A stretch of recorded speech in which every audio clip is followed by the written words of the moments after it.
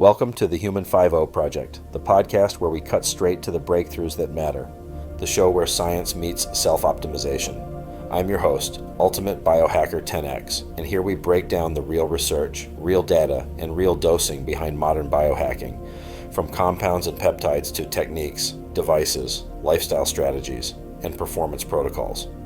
Most people jump in and jump out before they get the gold, so we're keeping it tight and delivering the essential insights you need without the fluff. If you've taken the time to hit play, we'll make sure you walk away with valuable knowledge that can transform your approach to longevity, health optimization, and beyond.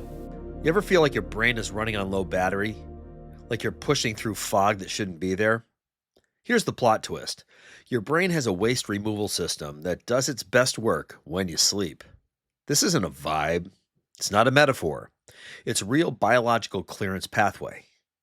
It's called the glymphatic system.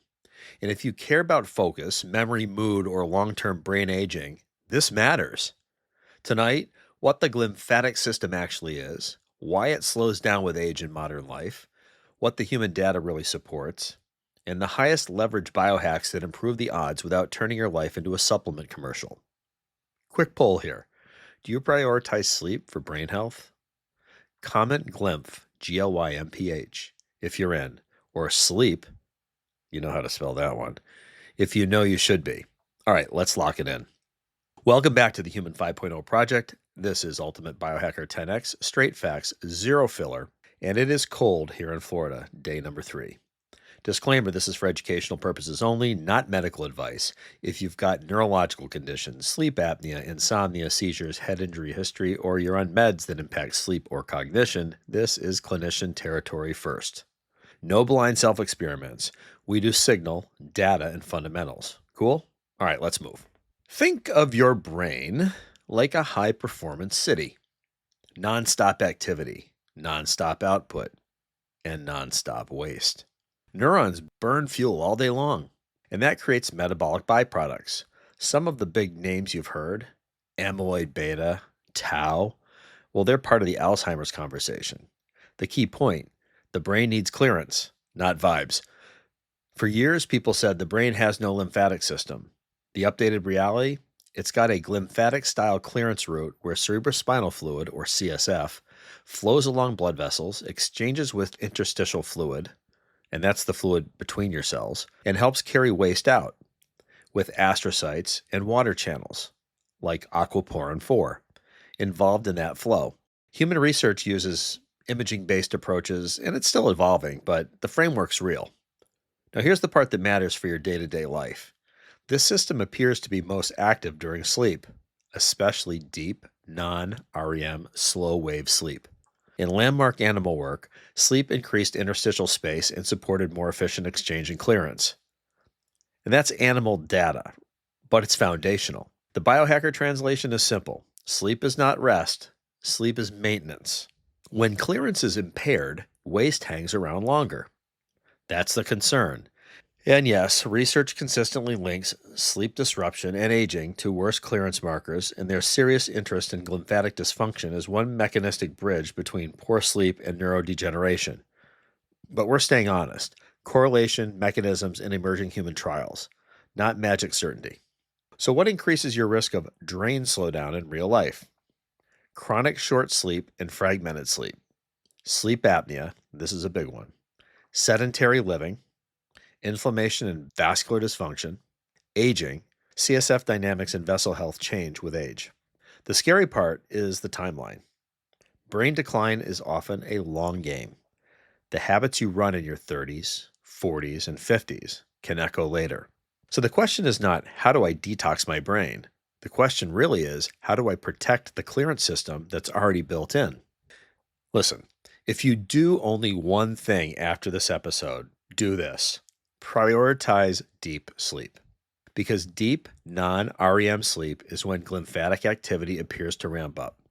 Reviews on sleep physiology and glymphatic clearance consistently point to slow-wave activity as a key driver. The practical playbook? Sleep schedule consistency. Same wake time in most days. Your brain loves rhythm.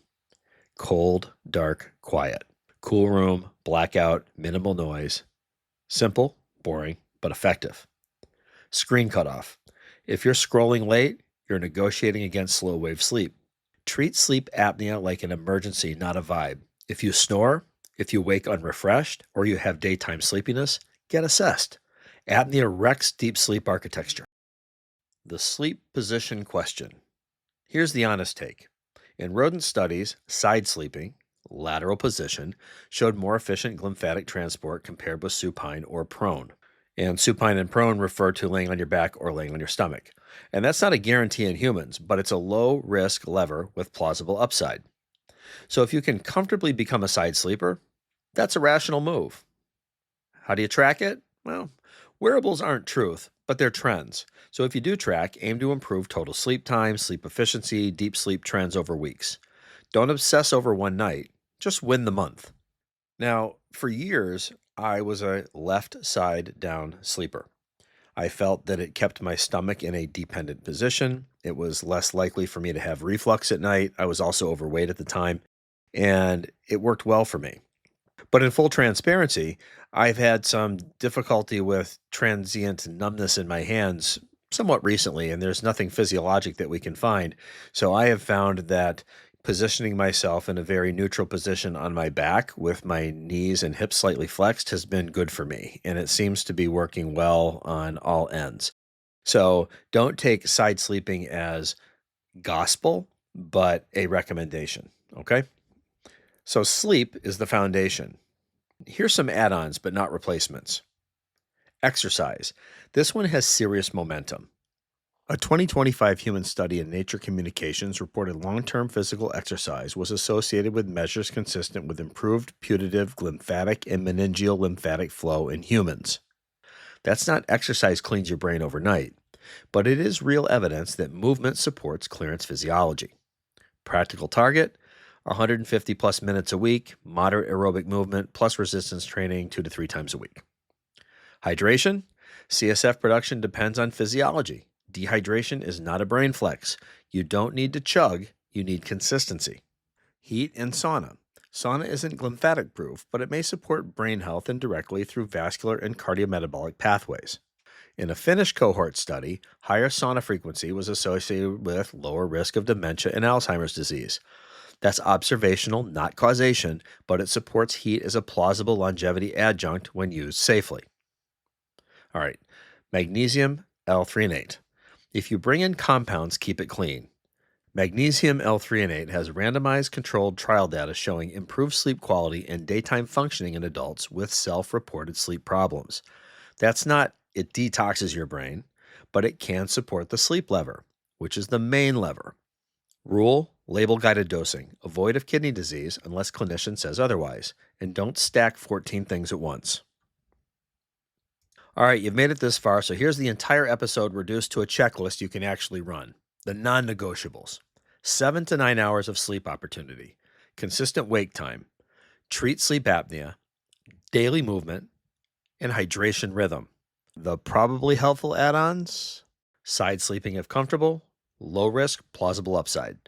Sauna if tolerated and safe. Magnesium L-threonate if sleep is the bottleneck. The mindset, no instant flush, no detox cosplay. You're building a brain that clears better by living like someone who respects biology. Take a 7-day challenge. For the next week, lock wake time, side sleep attempt, 30 minutes brisk walking daily, no screens, 60 minutes before bed. Then log your morning clarity, afternoon focus, and sleep quality trend. This data beats out vibes every time. Bottom line, your brain is not meant to carry yesterday's metabolic trash forever. The glymphatic system is the cleanup crew, and sleep is the shift change.